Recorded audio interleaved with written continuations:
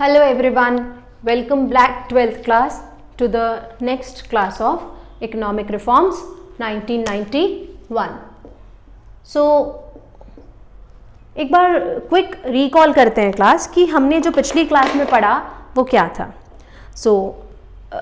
हमने पढ़ा क्लास कि 1950 से 1990 का जो पीरियड था हमारी कंट्री में वो एक नई कहानी लिखने का पीरियड था कि हम अपने इंडिया को किस तरीके से देखना चाहते हैं, उसके लिए हम किस तरीके की प्लानिंग कर रहे हैं. उसके लिए हमने प्लानिंग करने के बाद हमने IPRs बनाए अपने इंडस्ट्रियल सेक्टर को स्ट्रॉन्ग करने के लिए. लास्ट क्लास से हम ये पढ़ रहे हैं कि जो हमने बनाया, देखिए एवरीथिंग नीड्स अ चेंज, तो चेंज चाहिए था तो वो चेंज हमने भी लिया. वो चेंज क्या था? वो चेंज ये कि हमें अब जो हमारे तरीके थे आगे जाने के उनको बदल के कुछ नए तरीकों की तरफ अप्रोच करना था. वो नए तरीके थे न्यू इकोनॉमिक रिफॉर्म्स, क्योंकि हमारी हालत जो है वो पहले से बेकार हो रही थी, क्योंकि हम इम्प्रूव नहीं कर पा रहे थे एंड एवरीथिंग नीड्स इम्प्रूवमेंट. तो हमने क्या किया 12th क्लास, हमने न्यू इकोनॉमिक रिफॉर्म्स लेके आए LPGs. तो लास्ट क्लास में हमने लिबरलाइजेशन पढ़ा कि हाँ, liberalization is there to open every kind of restrictions जो भी आ रही थी काम को करने में, और कैसे लोगों को एक लिबर्टी, एक आज़ादी मिली एक लेंदी प्रोसेस से इन्वेस्टमेंट के. अच्छा था वो, लिबरलाइजेशन हुआ, उसके पॉजिटिव्स आए. अब हम पढ़ते हैं privatization. When it comes to privatization 12th class, privatization का मतलब क्या होता है? Private sectors. और अगर आपको याद होगा तो नॉट लास्ट क्लास, जो हमारी 1950 टू 1990 वाली क्लास थी, उसमें हमने पढ़ा था कि वो जो 40 इयर्स का टाइम था, हमने IPR इंट्रोड्यूस किए थे 1948 में, इम्प्लीमेंट किए थे 1956 में. क्लियर? और IPRs में, इंडस्ट्रियल पॉलिसी रेजोल्यूशन में, हमने साफ कहा था कि major share is with public sector undertaking with PSUs. Why?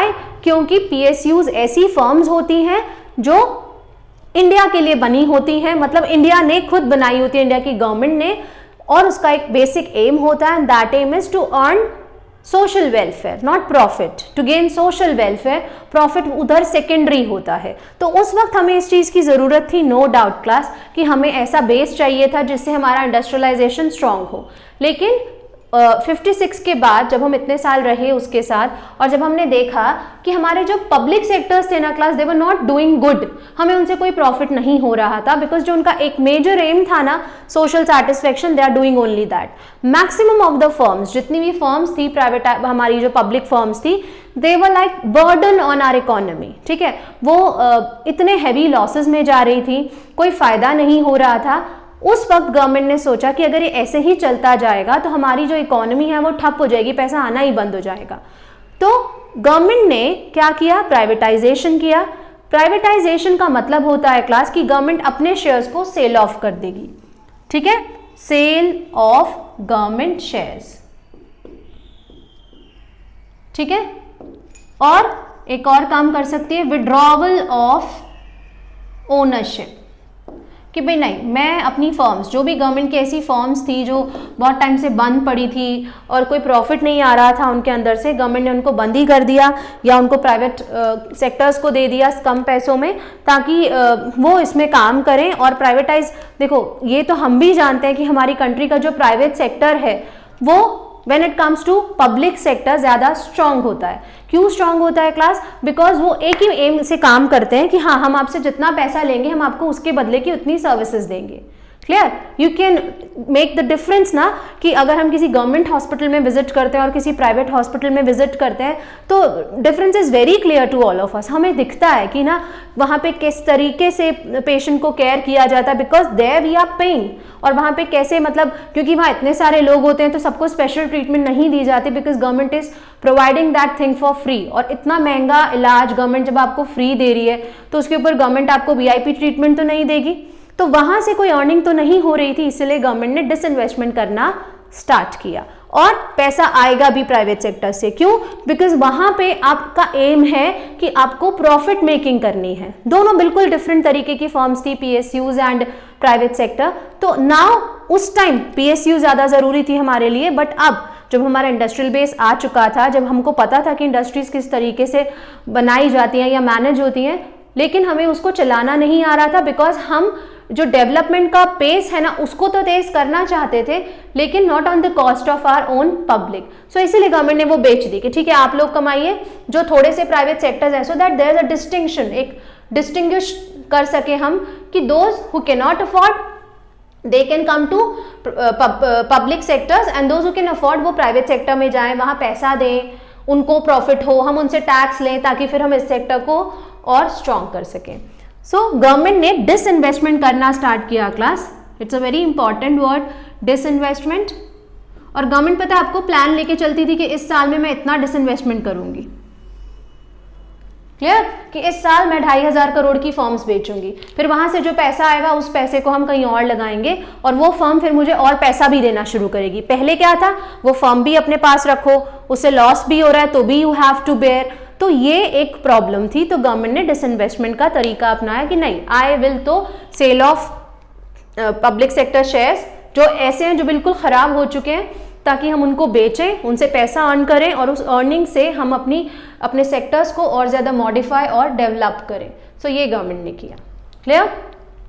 अब जो फर्म्स गवर्नमेंट के पास बची थी क्लास, गवर्नमेंट ने क्या किया, गवर्नमेंट ने उनको बेटर करना स्टार्ट किया।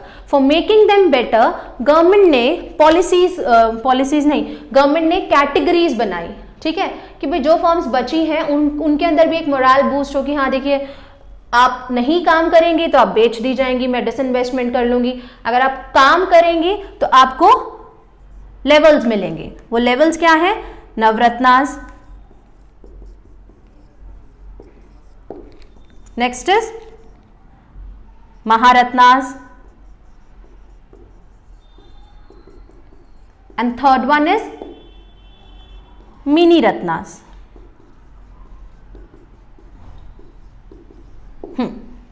नवरत्नास, महारत्नास एंड मिनी रत्नास। तो गवर्नमेंट ने अपनी जो फर्म्स थी उनको इस कैटेगरी में बांट दिया कि ठीक है आप अच्छा काम करेंगी तो आपको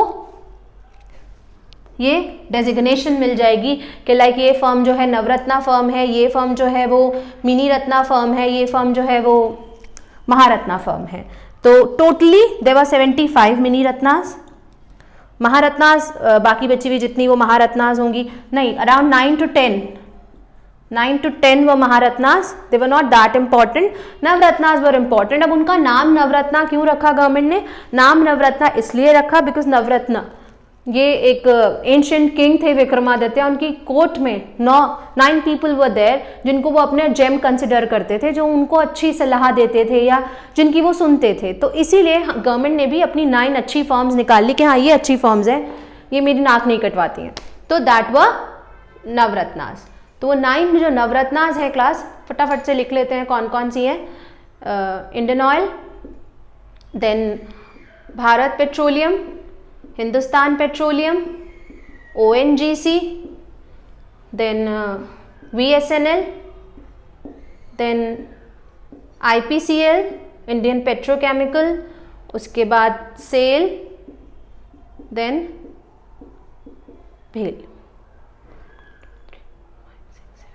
भेल एंड उसके बाद Hindustan petroleum, Bharat petroleum, Indian oil, ONGC, VSNL, IPCL, SAIL, भेल।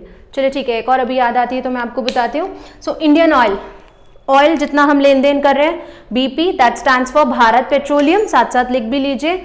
HP हो सकता है इनमें से वो आपको कोई भी एक फर्म दे दें और आपसे पूछें कि इनमें से कौन सी नवरत्ना नहीं है या कौन सी नवरत्ना है, तो आपको 9 नवरत्ना तो याद होने चाहिए। तो Indian oil, Bharat petroleum, HP Hindustan petroleum, ONGC oil and natural gas corporation, BSNL Videsh Sanchar Nigam limited, IPCL stands for Indian petrochemical limited, उसके बाद NTPC, हाँ थर्मल पावर, ये रहेगी thermal power, national thermal power corporation, BHEL Bharat heavy electronics limited. तो ये जो 9 firms हैं they were considered as Navratnas, clear.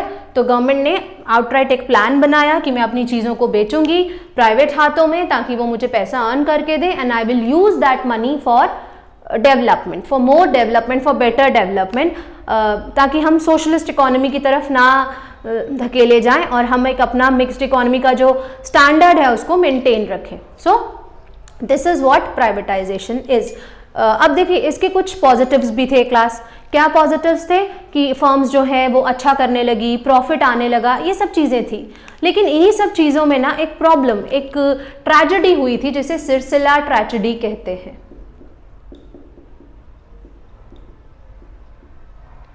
Tragedy, yes, Sircilla tragedy. अब ये ट्रेजेडी क्या थी क्लास? ये ट्रेजेडी थी कि Sircilla is a place in Andhra Pradesh. तो यहाँ पे जो हैंडलूम इंडस्ट्री थी ना वो बंद हो गई थी. क्यों बंद हो गई थी? प्राइवेटाइजेशन आने की वजह से चीज़ें जो है ना वो महंगी हो गई थी. क्लियर? हर चीज़ प्राइवेट हो गई थी. तो गवर्नमेंट ने, जैसे हमने पहले पढ़ा था कि बिजली में गवर्नमेंट कटौती देगी, टैरिफ्स कम देगी, गवर्नमेंट ने वो सब छूट जो थी वो बंद कर दी. वो सब छूट बंद जब हो गई तो कॉस्ट बढ़ गई. क्लियर? अब एकदम मार्केट में तो वो चीज़ें इतनी प्राइस में नहीं गई, तो वो जो कॉस्ट बढ़ी ना ओनर की, उनको वेजेस में से कम किया गया. किसकी वेजेस में से? लेबरर के जो वेजेस थे उनमें से. तो अब वो किसको जाके अपनी बात कहेंगे कि नहीं हमें भी अब तो अपनी अर्निंग चाहिए. सो उन्होंने क्या किया? इन प्रोटेस्ट 50 जो वर्कर्स थे उन्होंने एक साथ सुसाइड कर लिया था. So this is term to be a Sircilla tragedy. कि एक तरफ हम कुछ अच्छा करने जा रहे हैं तो ये प्रॉब्लम जो है, जो नहीं होना चाहिए था वो हुआ. But everything has pros and cons both. So ये एक प्रॉब्लम आई हमें प्राइवेटाइजेशन होने से कि जो सेक्टर्स गवर्नमेंट ने पहले अपने हाथ में रखे थे या जिन सेक्टर्स को गवर्नमेंट को छूट दे रही थी, गवर्नमेंट ने वो सारी चीज़ें बंद कर दी. क्यों बंद कर दी? हमने पहले भी पढ़ा है कि इकोनॉमिक क्राइसिस होने की वजह से गवर्नमेंट को ये करना पड़ा. क्लियर? सो ये था प्राइवेटाइजेशन. अगर अब हम आगे चलते हैं क्लास, तो that is globalization. G, LPG का जी, globalization. If you wants to write down anything you can. I'm giving you 2 seconds time. Okay class. So now globalization, it's a very easy concept. Globalization क्या होता है? Globalization पूरे world का एक market में change होना is called globalization. Like whole globe is same. ठीक? तो globalization का मतलब है open market. World is a market, जहां पे पूरी दुनिया एक मार्केट है. If you are good in anything, अगर आपको कुछ ऐसा बनाना आता है तो you are not restricted to your own firm, own country. आप अपनी चीज को बाहर भी बेच सकते हैं और ज्यादा प्रॉफिट भी अर्न कर सकते हैं. So in short it is a good step कि लोगों को अपनी चीजें बाहर बेचने का मौका मिलेगा, बाहर से कुछ बेटर खरीदने का मौका मिलेगा. मतलब जो फर्म, जो कंट्री जिस चीज में बेटर है ना क्लास, वो उस चीज के साथ बाहर आ सकती है और दुनिया को दिखा सकती है like I am better in this than you, so आप ये मुझसे खरीदिए. ठीक? जैसे ग्लोबलाइजेशन के आने से जो हमारा IT सेक्टर है ना क्लास, वो बहुत ज्यादा स्ट्रांग हुआ था. और एक वर्ड हमें बहुत सुनने को मिलता है, आउटसोर्सिंग. ग्लोबलाइजेशन की वजह से outsourcing, taking help from outside. ठीक है, बाहर से आप हेल्प लीजिए. आउटसोर्सिंग में हमने काफी तरीके की आउटसोर्सिंग देखी class. BPO, KPO, MPO. Clear? Outsourcing means कि जो कंट्रीज, अब सपोज जैसे BPO को इन शॉर्ट सबने सुना होगा, कॉल सेंटर कहते हैं. कॉल सेंटर में क्या होता है? जो जॉब करता है उसकी ड्यूटी होती है कि उसको कॉल करना है और अपने प्रोडक्ट को दूसरों को बताना है. वो प्रोडक्ट उसका नहीं है लेकिन उसका काम है. पहले क्या होता था? जो बना रहा है उसी को बेचना पड़ता था, whether that person is good in that और नॉट. लेकिन अब जो बनाने में बेटर था उसका काम, उसका फोकस सिर्फ बनाना था. जो बेचने में बेटर था उसका काम सिर्फ बेचना था. और उसके लिए हमें लोग जो है ना सिर्फ अपनी कंट्री से ही नहीं लेने थे, हम बेस्ट चूज कर सकते थे अगर हमारे पास पैसा था तो. Clear? That is outsourcing. Like suppose जैसे हम आउटसोर्सिंग की बात करें क्लास, तो इंडिया में बहुत सारे कॉल सेंटर्स आए बिकॉज इंडिया में देखो दोनों का फायदा हुआ ग्लोबलाइजेशन की वजह से. उस टाइम तो फायदा हुआ, लॉन्ग टर्म अगर ये लॉस है तो वो हम बाद में देखेंगे कि इंडिया में यूथ जो था वो बहुत ज्यादा अनएम्प्लॉयड था. तो वो लोग इंडिया में आए. इंडिया में ज़मीन भी बहुत सारी थी, उसको यूटिलाइज भी करना था. तो उन्होंने क्या किया? उन्होंने यहाँ कॉल सेंटर्स डेवलप किए. इंडिया से उनको सस्ते लेबर्स, सस्ते लेबर मीन सस्ता जो यूथ था वो मिला कि ठीक है आप यहाँ पे काम करिए, दोनों का काम हो गया, हमारे यूथ को एम्प्लॉयमेंट मिली और उनकी चीज़ों को बेचने के लिए उनको लोग मिले। अगर वो यही काम अपनी कंट्री में करते क्लास तो उनको ज़्यादा पैसा देना पड़ता, बिकॉज वहाँ लेबर का वो जो डिमांड सप्लाई रेशो है ना वो उल्टा है, हमारी कंट्री में उल्टा है। हमारी कंट्री में लेबर की सप्लाई इतनी है और डिमांड है नहीं। क्लियर? सो अनएम्प्लॉयमेंट ज़्यादा होने की वजह से ये हमें फ़ायदा हुआ कि चलिए जो लोग जॉबलेस थे उनको जॉब मिला। फिर KPO knowledge process outsourcing, if you have money और आप आइडियाज़ लेना चाहते हैं तो आप बाहर किसी से भी जाके आइडिया ले सकते हैं। मैनेजमेंट प्रोसेस आउटसोर्सिंग, अपनी फर्म को कैसे मैनेज किया जाता है, तो ये सब चीज़ें हमने सीखनी स्टार्ट की। तो ये था ग्लोबलाइजेशन जिसमें हमें फ़ायदा हुआ, हम अपनी चीज़ को भी बाहर बेच सकते थे और दूसरों की चीज़ को भी अपनी कंट्री में इजीली खरीद सकते थे। So this is globalisation.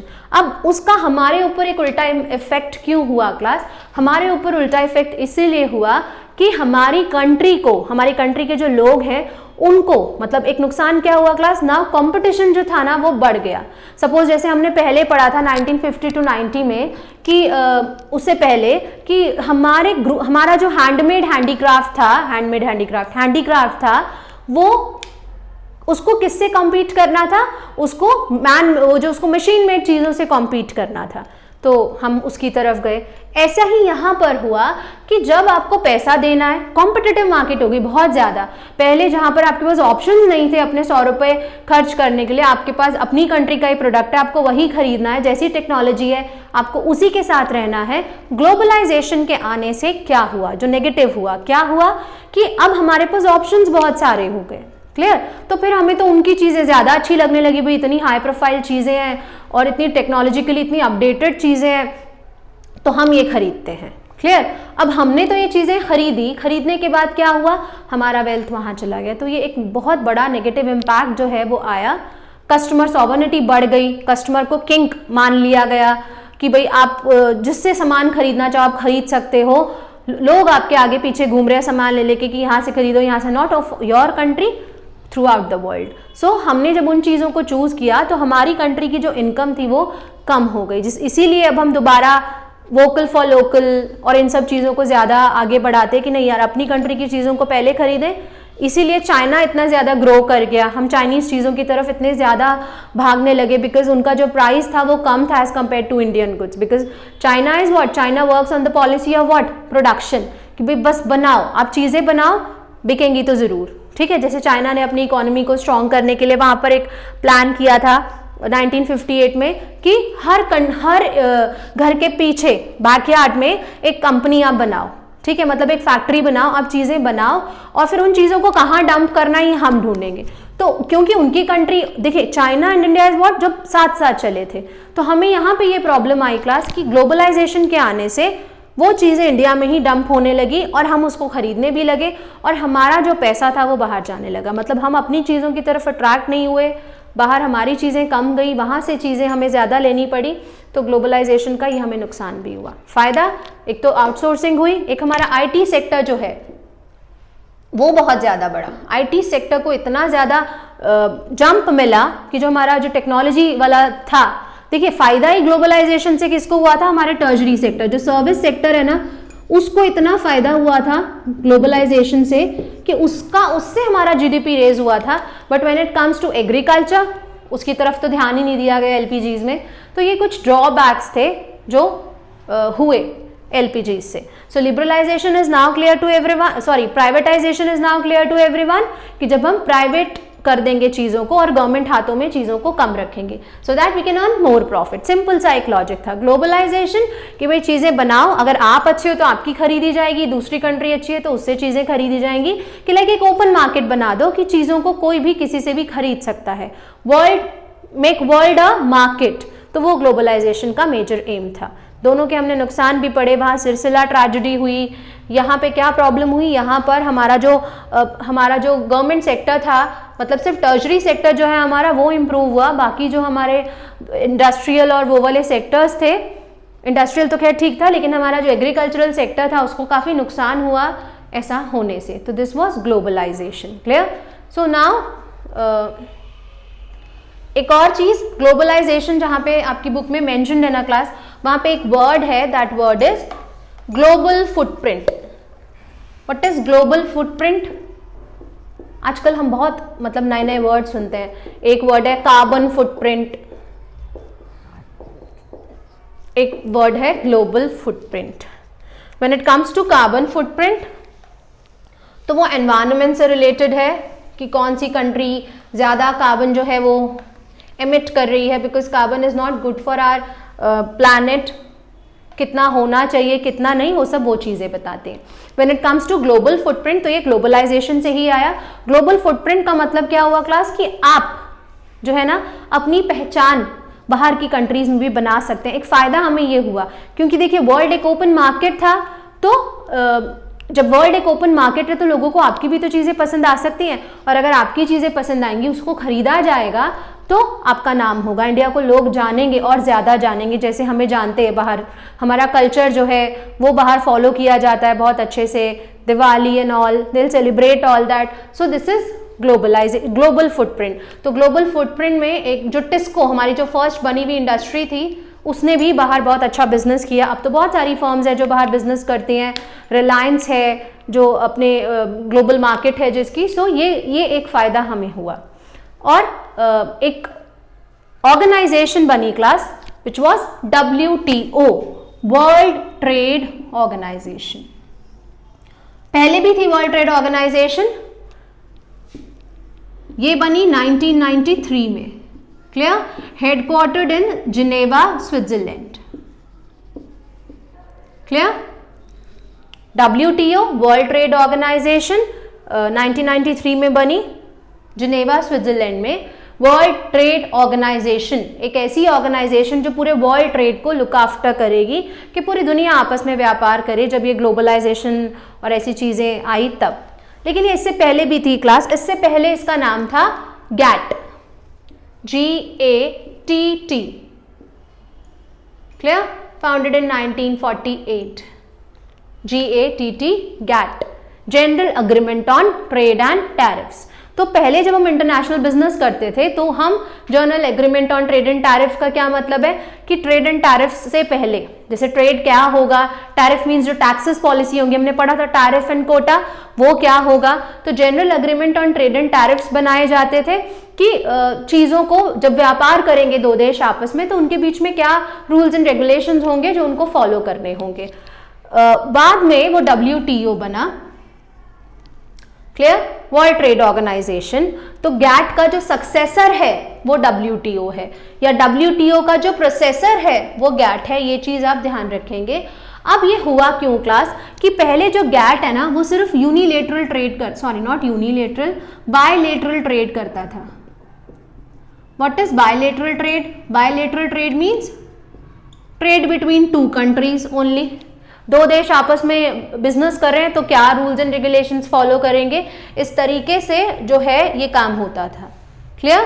बाद में जब हमें इसको और फैलाना था तो हमने WTO बनाया, और बायलेटरल एंड मल्टीलेटरल ऑल्सो, इसको मल्टीलेटरल बनाया कि कोई भी कंट्री कहीं किसी भी कंट्री के साथ जो बिजनेस करेगी या जो डीलिंग्स करेगी उसके लिए उसको क्या करना है। पहले GATT में सिर्फ 23 कंट्रीज थी, वर्ल्ड ट्रेड ऑर्गेनाइजेशन में धीरे धीरे करके सब आ गए।